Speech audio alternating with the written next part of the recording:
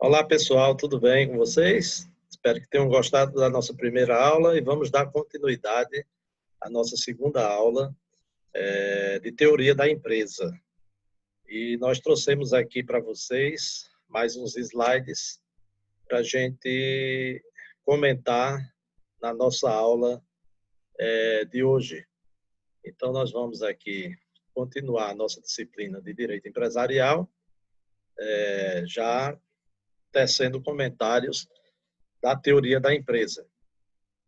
Se os senhores lembram, na aula passada nós falamos um pouco de como esse direito empresarial hoje ele é autônomo, né? E como é que ele chegou a essa autonomia. Então, nós temos aí algumas bases históricas da evolução do direito comercial. Lembramos que antes da existência do direito comercial, existia o comércio. Com o surgimento das primeiras normas, lá pela Idade Média, então a gente teve aquela evolução que já falamos na aula passada. Vou passar rapidamente porque isso foi tópico da aula passada. Nós temos aí 3 fases de evolução do direito, para se sair do direito comercial até chegar no direito empresarial. A primeira fase da Idade Média, chamada fase subjetiva, onde se dava importância à figura do comerciante. A segunda fase é a fase chamada objetiva, onde a ênfase dada era a teoria dos atos de comércio. E aí depois você vem, essa segunda fase, lembrando, inspiração da francesa, né, do Código Francês, de 1804, Código Civil, 1808, Código Comercial. Veja a aula passada que você vai entender direitinho. E a terceira fase, novamente, a fase subjetiva. Uma fase subjetiva voltada para a figura do empresário. Tá? E essa fase aí de inspiração italiana, que ela é uma teoria até hoje, desde 1942, Código Italiano, Civil Italiano, né? O Código de Comercial de 1850, que depois passa a ser adotado pelo Código Civil de 2002 no Brasil. Tá? Então, nós temos 3 fases do direito, as 3 fases do direito empresarial, evoluindo lá do comércio para direito comercial e depois para o direito empresarial. Teoria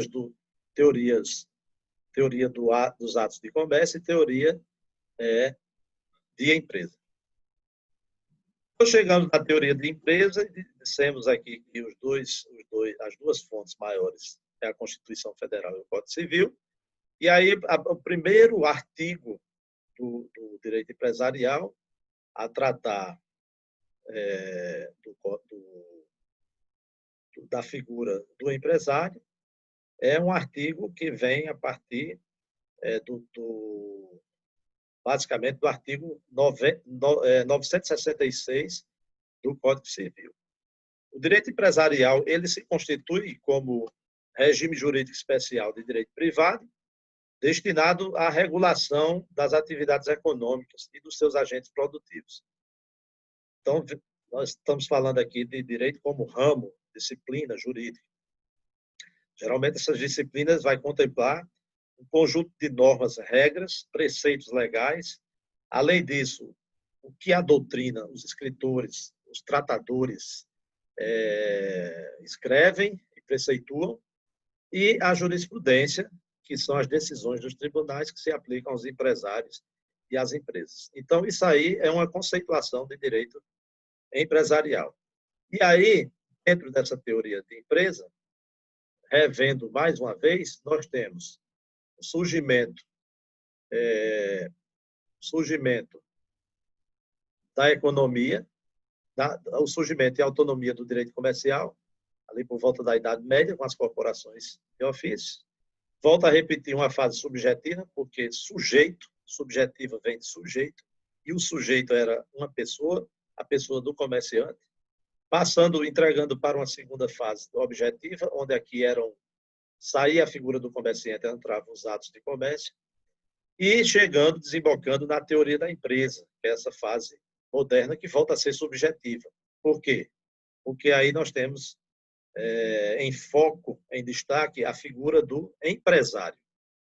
Então, o que se antes chamava de comerciante passa a ser empresário. Mais uma vez aqui, as fases do direito empresarial, as corporações de ofício lá na Idade Média, sistema fechado e protetivo, bem subjetivo.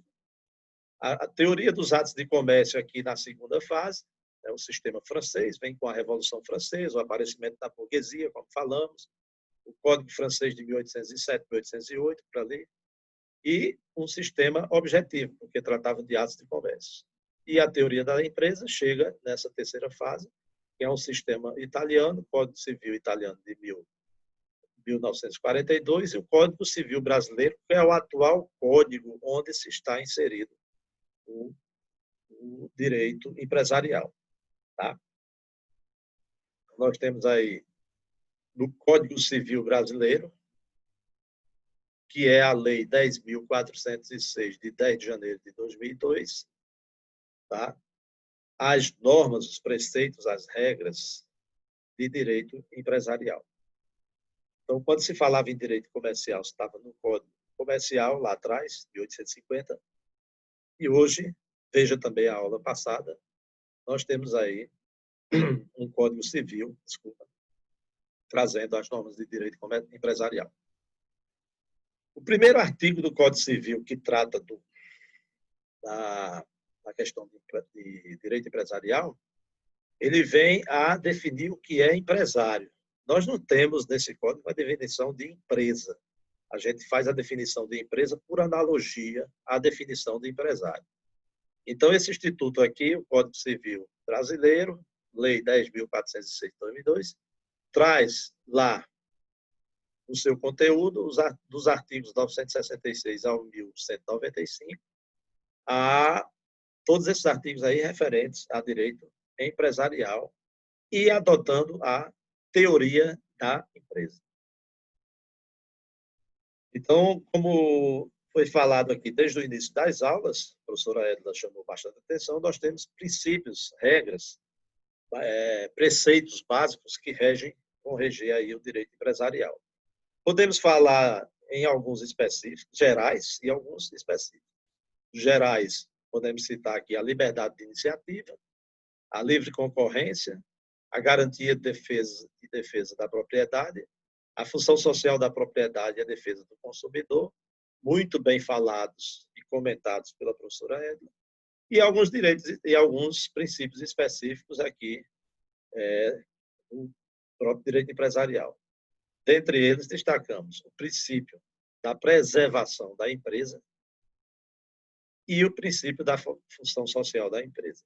O princípio da preservação da empresa é aquele que vem dizer que se deve conservar, aproveitar, dar continuidade, fazer de tudo, falando popularmente, para a empresa existir. Dar todas as condições fiscais, econômicas, sociais, políticas, para que a empresa possa permanecer uma vez constituída. Porque é uma realidade nossa no Brasil, nós temos aí a constituição de muitas empresas, mas também o fechamento, a quebra, né, pela questão econômica, pelo excesso de tributos, pelo excesso de encargos. Não é fácil organizar uma empresa, vocês onde convivem comigo que há essa dificuldade aqui no Brasil, né? Enfim, mas o que se puder fazer para conservar a empresa, né, se faz, sob pena de elas serem fechadas e até mesmo abandonadas, né? Tem pessoas aí jurídicas que se formam, se constituem, esquecem, deixam para lá e depois vão ter problemas aí com as receitas, com o fisco, com as questões fiscais previdenciárias. E nós temos também aqui o princípio da função social da empresa. Assim como a propriedade lá em cima, ela tinha que ter uma função social, ou seja, a terra tinha que ser produtiva, os latifúndios, principalmente as grandes terras, deveriam demonstrar uma produtividade e o porquê da sua existência e da sua permanência. A empresa também tem essa função, É por isso que as empresas estão cada vez mais se organizando no tempo para que possa permanecer e assim seja exercida a função social dessa empresa, que é, além de tudo, contribuir para o crescimento da economia, né, para o engrandecimento da nação, para o bem-estar da população através da geração de empregos, para a qualificação de produtos e serviços e, além disso, uma responsabilidade hoje social, uma responsabilidade social voltada à preservação do meio ambiente e, claro, uma empresa sempre voltada à qualificação profissional dos seus profissionais para enfrentar o mercado de trabalho, com visão sempre em aumentar, em captar, em segurar, em atrair para si cada vez mais o consumidor e promover todos esses direitos do consumidor. Então, essa é a função social da empresa. Função social da empresa, reforçando aqui, então nós temos a função de assegurar empregos, tributos e riqueza. Ela contribui, ela se organizando, fazendo seu planejamento, ela vai contribuir com a nação, contribui com o desenvolvimento econômico, social e cultural da comunidade em que atua, em que se estabelece, né? Seja da sua região ou do seu país. Então, vamos abrir empresas nas nossas regiões, vamos dar condição de que as empresas funcionem. Isso vai muito da política de incentivo fiscal, né? de acolhimento de cada regime, nas três esferas, federal, estadual e municipal. Se uma empresa quer vir lá de fora do país para cá, o governo federal vai concorrer para isso, fazendo com que o país seja atrativo para gerar renda, empregos, enfim, para cumprir essa função social. Os estados também fazem isso. A gente lembra aqui quando a fábrica da Fiat, aqui próximo, em Pernambuco, né, veio se instalar por aqui, alguns estados ficaram aí oferecendo incentivos fiscais para que ela e outros benefícios para que essa empresa se instalasse. E ela foi se instalar em Pernambuco, talvez porque tenha oferecido a melhor condição de que aquela empresa se instalasse, em todos os seus aspectos, o ambiente, a mão de obra, a isenção de tributos, tudo isso. Também faz parte dessa função social a prática de atos sustentáveis, adotar práticas empresariais sustentáveis. A empresa não pode pensar só em se estabelecer, lucrar, sem ter seu autossustento, né? Além do autossustento, práticas que, por exemplo, protejam o meio ambiente, que respeitem os consumidores, né? E, acima de tudo isso, a obediência aos ditames legais, aos regimes jurídicos que se encontram aí na esfera de cada país, de cada região, porque uma empresa se instalando, ela vai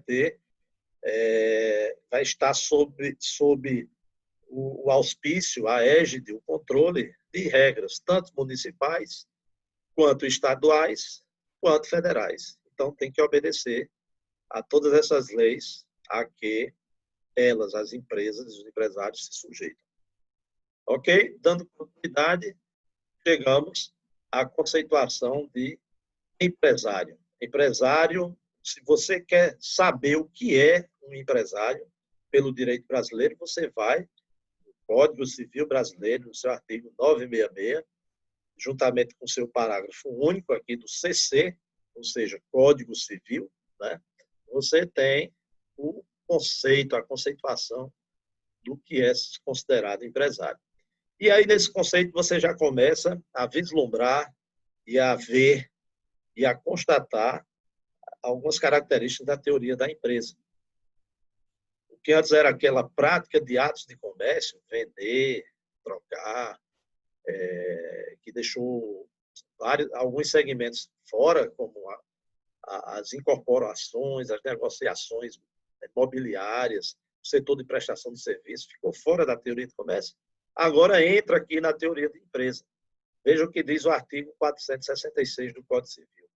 Considera-se empresário quem exerce profissionalmente atividade econômica organizada para a produção ou circulação de bens ou serviços. Então, nós temos aí em destaque alguns pontos, né, para caracterizar a definição de empresário e, consequentemente, por analogia, o que vai ser uma empresa. Então, isso aí são elementos da teoria de empresa.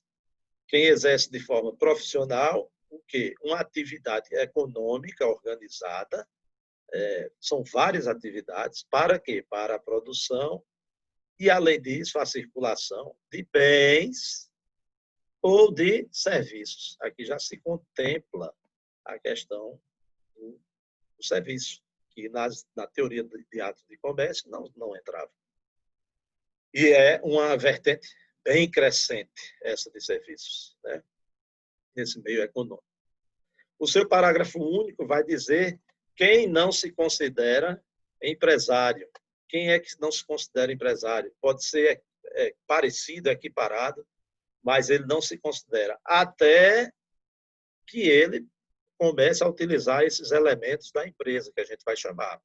Então, o parágrafo único do artigo 966 vai dizer: não se considera empresário quem exerce profissão intelectual ou de natureza científica, literária, artística, ou ainda com o concurso de auxiliares ou colaboradores, salvo se o exercício da profissão constituir elemento de empresa.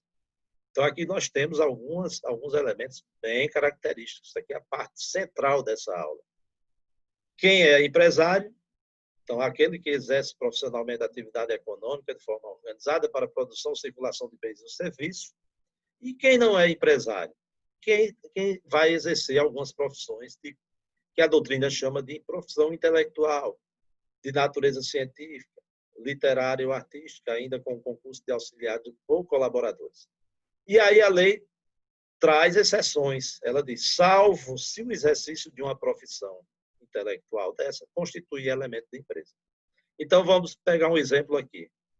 Um profissional da área da medicina se forma, termina seu curso, ele vai trabalhar em alguns trabalhos, né, como plantonista, tal, mas ele resolve abrir a sua clínica, o seu consultório, e aí vai atender pessoas. E ele começa a contratar empregados, ele começa a contratar serviços, ele começa, enfim, ele começa a praticar elementos de empresa. Além de profissional, ele começa a exercer uma atividade econômica de forma organizada para circular o quê? O seu serviço médico.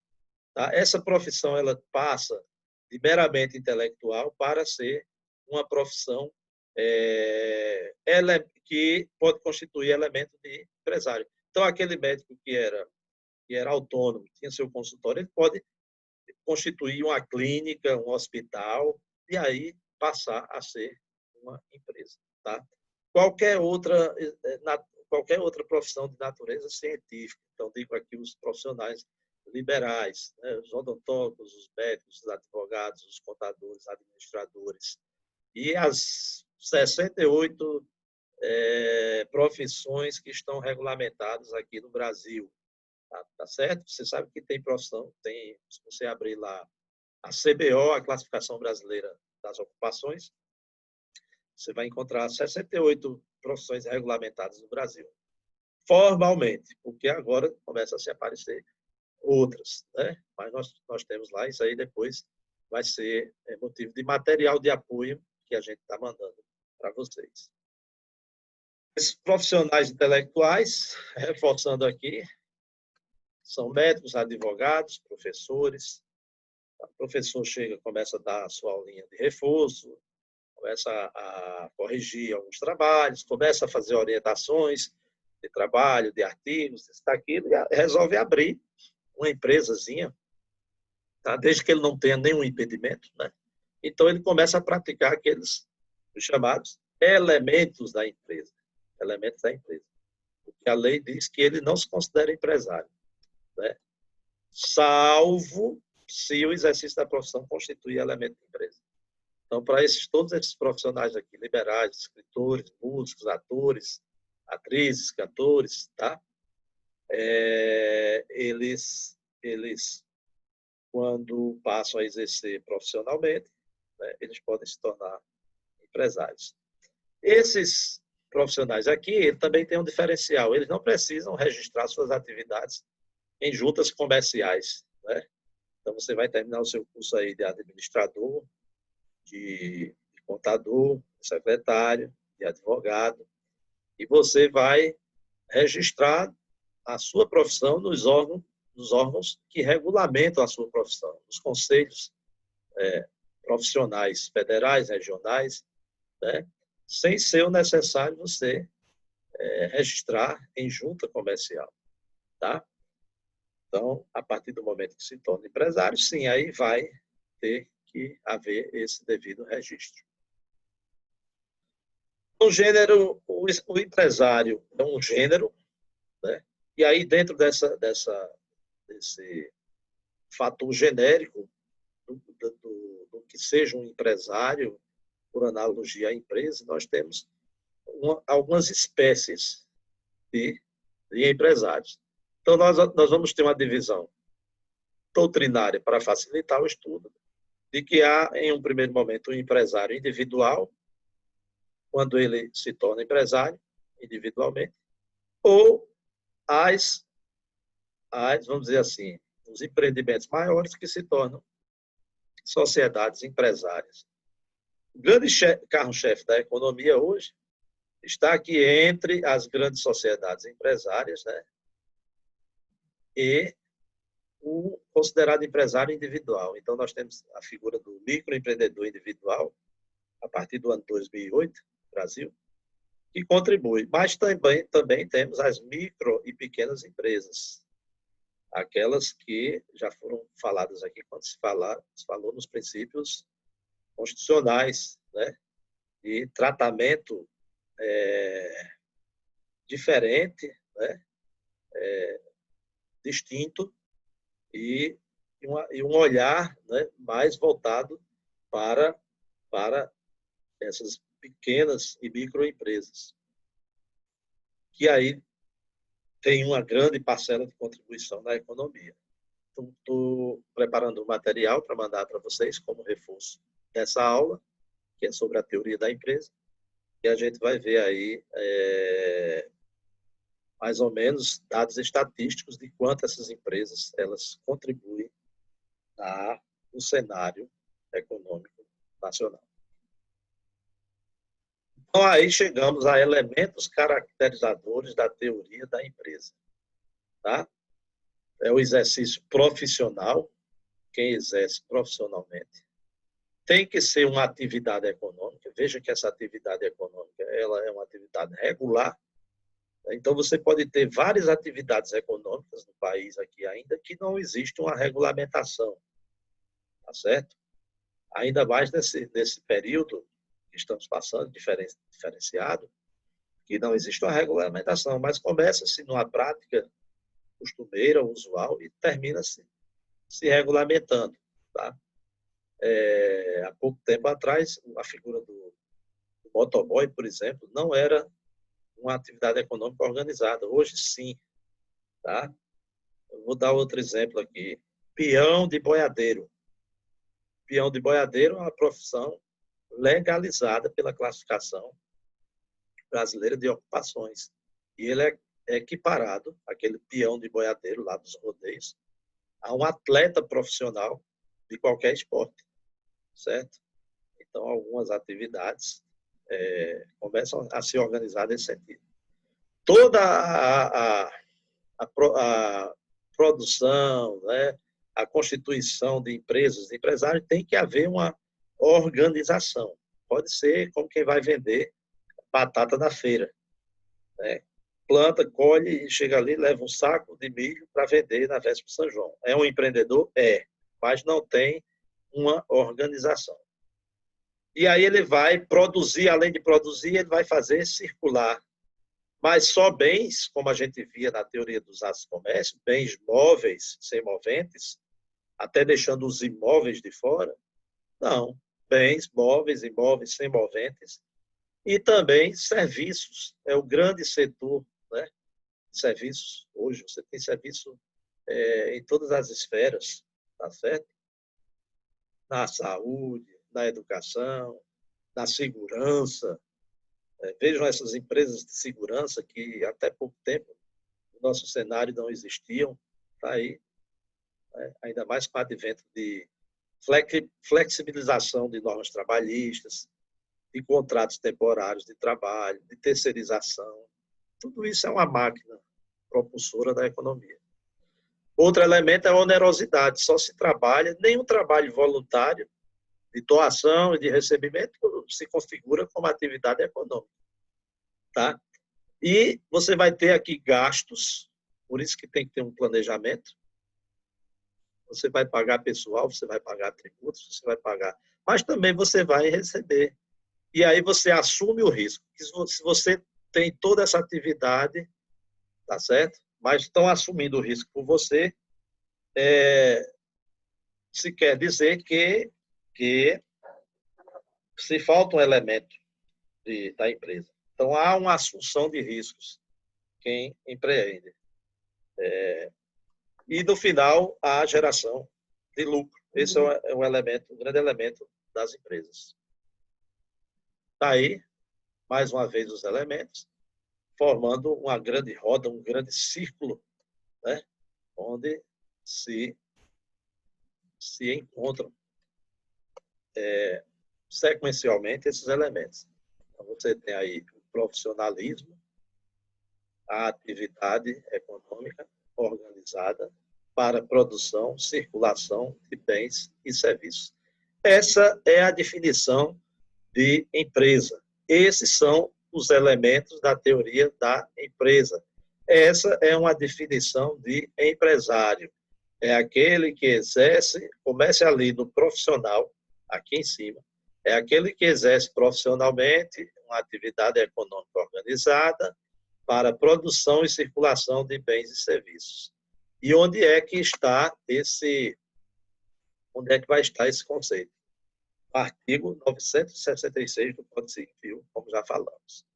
Hoje em dia você tem aí várias espécies de empresários, né?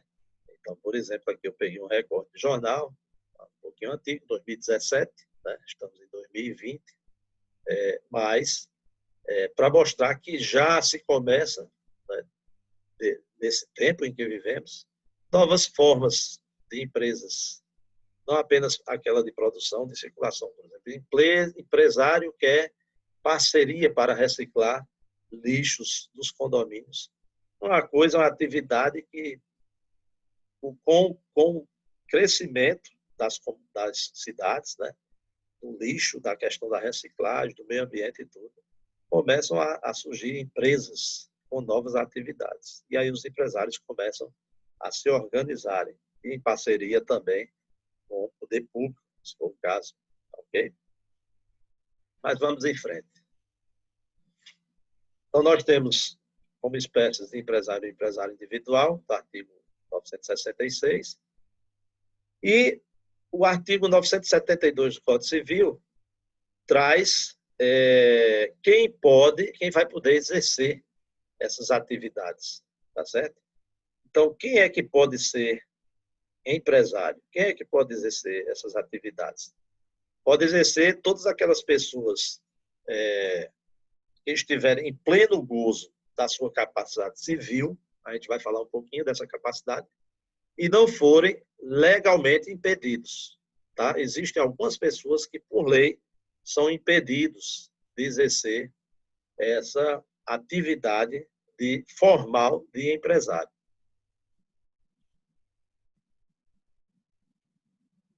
Então, quem são? Daqui a pouco a gente fala de capacidade civil, mas primeiro, quem são os impedidos legalmente para o exercício de empresa? Né? Vejam, eles são impedidos para o exercício de empresa, para se constituir como empresa, como empresário, mas nada impede que eles venham a ser sócios. Não há impedimento de que sejam sócios de sociedades empresárias. Tá? Então, eu quero abrir um empreendimento, uma empresa, no meu nome, e eu sou uma pessoa impedida por lei, servidor público. federal. Eu não posso, mas a lei me dá a condição de ser sócio de uma sociedade empresária. Isso é um exemplo. Em algumas atividades vão ter mais restrições ainda, até por conta de, por exemplo, eu sou servidor público federal, mas eu tenho assinado um compromisso com a minha instituição, a Universidade Federal da Paraíba, de ser dedicação exclusiva. Então, não posso me dedicar a nenhuma outra atividade econômica que me gere renda, tá certo? É uma escolha minha, ok? Então, legalmente, eu sou impedido de registrar como empresário. Né? Vamos à frente. Aí, os servidores públicos federais, por analogia, os estados, os servidores públicos estaduais e municipais, dentro das suas constituições estaduais e leis orgânicas, deve haver um impedimento nesse sentido, que é a questão ética. Professor, mas eu sou servidor público do município, posso abrir uma empresa, um comércio, vai ver a lei orgânica do seu município, tá certo? Mas, em regra, o federal, por lei federal, não pode exercer, porque há aí uma incompatibilidade, a questão da moral. Tá? Os magistrados são os juízes, né, de direito do Poder Judiciário, pela Lei Complementar 35, de 1979, a Lei Orgânica da Magistratura Nacional, no artigo 36. Os membros do Ministério Público, lá no artigo 44, também da Lei do Ministério Público, 8.625, de 1993. Os militares são impedidos de exercer essa atividade, né, de se constituírem como empresários, empresas. Está lá no artigo 29 da Lei 6.880, de 1993. E aí o Código Civil traz lá no seu artigo 1011, parágrafo 1º, do Código Civil, dizendo que não podem ser administradores, além das pessoas impedidas legalmente, né, por lei especial, aquelas pessoas condenadas à pena. Então, quem cometeu crime foi condenado à pena que proíba ou que vede, ainda que temporariamente, o acesso a cargos públicos, ou for condenado por crime falimentar, falência de empresa, tá? Empresário que já foi empresário, faliu, sujou seu nome e tal. Isso aqui a gente vai ter aula de direito falimentar, falências e recuperação judicial, agora no conteúdo do nosso programa. De prevaricação, aquele que usou do serviço público para prevaricar, para obter vantagens de formas ilícitas. De peita ou suborno, está na lei lá processual, mas seria questão do suborno, né? Da propina, né? A propina. A concussão, peculato, que é o furto do serviço público. Ou crimes contra a economia popular, contra o sistema financeiro nacional, contra normas de defesa da concorrência, contra as relações de consumo, a fé pública ou a propriedade, enquanto perdurarem os efeitos da condenação. Então, além desses impedidos por lei específica, tem essas pessoas que cometam essas espécies de crimes, enquanto perdurarem os efeitos da sua condenação. E quem são os incapazes? Aquelas pessoas que não têm capacidade de exercer a atividade empresarial. Também está na lei. Segundo o artigo 972 do Código Civil Brasileiro, aqueles que não estiverem em pleno gozo da capacidade civil não podem exercer o exercício da atividade empresarial. E quem são esses? O próprio Código Civil vai dizer quem são esses que são considerados incapazes de exercer a atividade empresarial. Então, o artigo 3º do Código Civil traz lá, são absolutamente incapazes de exercer pessoalmente os atos da vida civil, os menores de 16 anos, tá certo? Então, quem ainda não completou 16 anos está impedido, ele não está na sua capacidade civil, consequentemente não está na empresarial, salvo salvo, aí a lei diz salvo, exceto se essa pessoa for emancipada. A emancipação, daqui a pouco a gente fala um pouquinho, tá certo? É quando o menor de 16 anos, ele vai poder, não o menor de 16, né? O menor é entre 16 e a maioridade civil, que é plena, que é a partir dos 18 anos. A gente fala daqui a pouco. Mas nós temos aí, são incapazes, relativamente. Vejam que os menores de 16 são absolutamente incapazes. Então, menos de 16 não pode. São incapazes relativamente a certos atos ou a maneira de os exercer. Está lá no artigo 4º. Quem? Essas pessoas aqui têm uma capacidade relativa.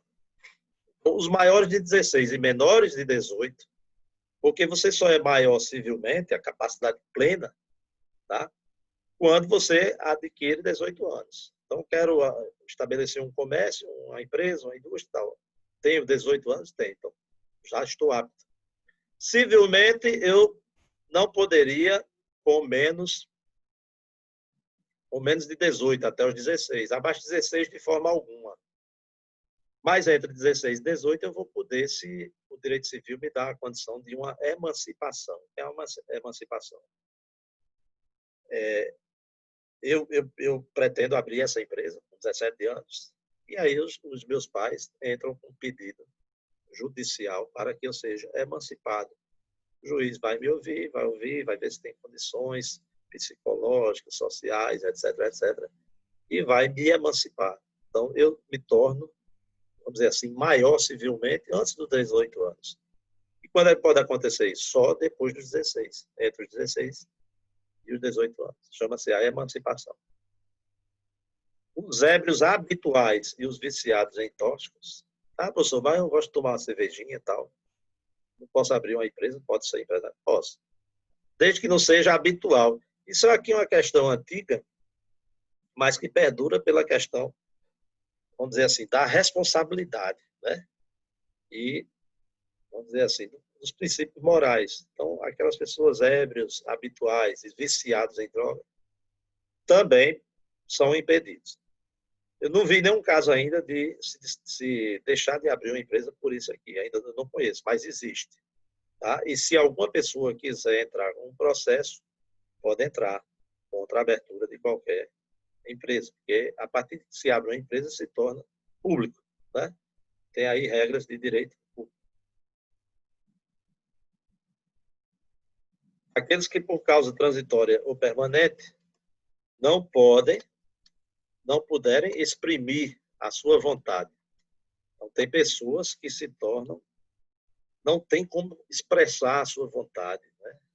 Por isso que quando há uma ação de interdição, problemas mentais, seja ele maior ou menor, o juiz faz perguntas, assistente social faz perguntas, psicólogo faz perguntas, para ver se a pessoa pode expressar a sua vontade de forma lógica, ordenada. Né?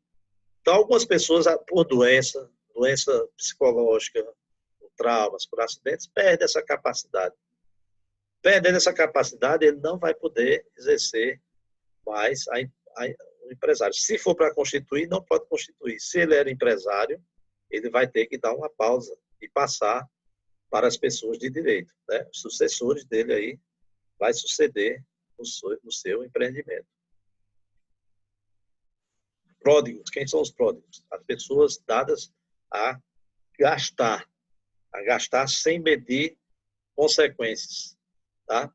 Gastar sem medir consequências. Isso aí é o que se chama prodigalidade. Então, vejamos que nós temos aí o conceito de empresário, os elementos da teoria de empresa, e nós temos aí, todo esse meio, quem é que pode ser empresário, quem é que não pode ser empresário, tá certo? Daqui a pouco a gente continua a nossa aula aqui, uma pequena pausa.